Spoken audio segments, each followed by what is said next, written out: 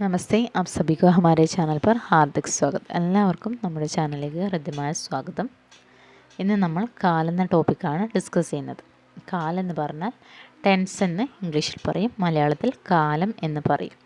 क्रिया के जिस रूप से कार्य होने या करने का समय का पता चलता है उसे काल कहते हैं.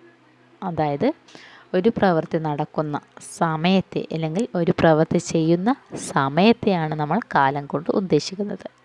സിമ്പിളായിട്ട് മനസ്സിലാക്കി വെക്കുക. ഒരു പ്രവൃത്തി നടക്കുന്ന അല്ലെങ്കിൽ ഒരു പ്രവൃത്തി ചെയ്യുന്ന സമയത്തെയാണ് നമ്മൾ കാലം കൊണ്ട് ഉദ്ദേശിക്കുന്നത്. കുറച്ച് മോഡിഫൈ ചെയ്ത് പറഞ്ഞാൽ क्रिया की अवस्थाओं का रूपांतरण करने वाले धर्म या तत्व को काल कहते हैं എന്നും പറയാം.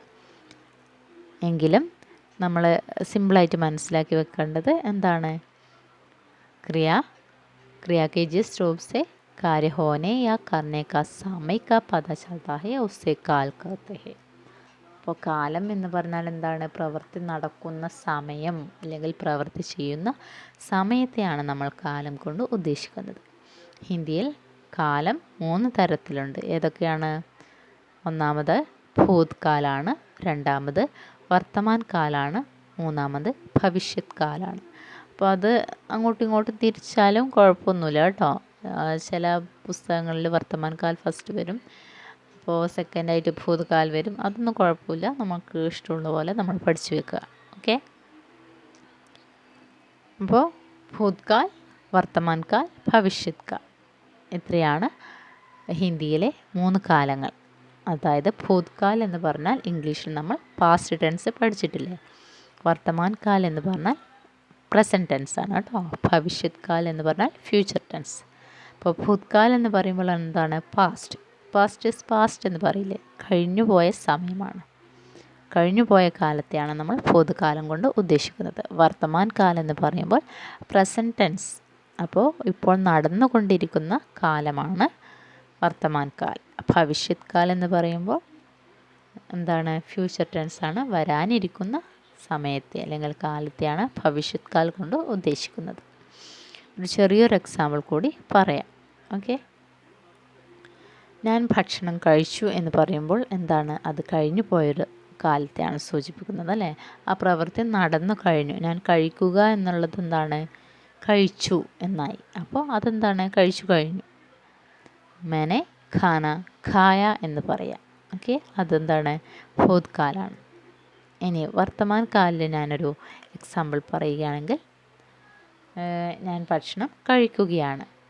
മേം ഖാന ഖാ രഹി ഹൂം. ഞാൻ പെണ്ണായതുകൊണ്ട് ഖാ രഹി ഹൂം എന്ന് പറയുന്നു. ആണാണെങ്കിൽ ഖാ രഹാ ഹൂം എന്ന് പറയാം. മേമാവുമ്പോൾ ഹൂമിൽ വേണം അവസാനിക്കാൻ. മേം ഖാന ഖാ രഹാ ഹൂം എന്നും പറയാം, ഖാ രഹി ഹൂം എന്നും പറയാം കേട്ടോ. ഇനി ഭവിഷ്യത് കാലിൽ ഒരു എക്സാമ്പിൾ പറയുകയാണെങ്കിൽ, ഞാൻ ഭക്ഷണം കഴിക്കും എന്ന് പറയാം.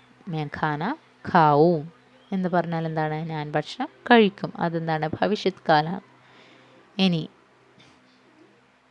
അവൻ ഭക്ഷണം കഴിക്കുമായിരിക്കും എന്ന് പറയുകയാണെങ്കിൽ നമുക്ക് എന്ത് പറയാം? വോ ഖാന ഖായേഗ.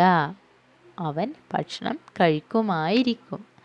ഒരു സംശയത്തോടെ നമുക്ക് പറയുകയാണെങ്കിൽ ഒരു പോസിബിലിറ്റിയാണ്. നമ്മളെങ്ങനെ പറയാം? വോ ഖാന ഖായേഗ. അവൻ ഭക്ഷണം കഴിക്കുമായിരിക്കും. അപ്പോൾ ഇതൊക്കെയാണ് ആ ഒരു എന്താ പറയണ്ടേ, ക്രിയയിൽ വരുന്ന മാറ്റങ്ങൾ നിങ്ങൾ മനസ്സിലാക്കണം കേട്ടോ. ഖാന ഖായ എന്ന് പറയുമ്പോൾ ഭക്ഷണം കഴിച്ചു, ഖായ. അപ്പോൾ ഭക്ഷണം കഴിച്ചു കഴിഞ്ഞു. ഖാ രഹാ ഹൂം എന്ന് പറയുമ്പോൾ എന്താണ്? ഭക്ഷണം കഴിച്ചുകൊണ്ടിരിക്കുകയാണ്. ഖായേഗ. ഭക്ഷണം കഴിക്കുമായിരിക്കും. അല്ലെങ്കിൽ ഖാവൂം എന്ന് പറയുമ്പോൾ കഴിക്കും.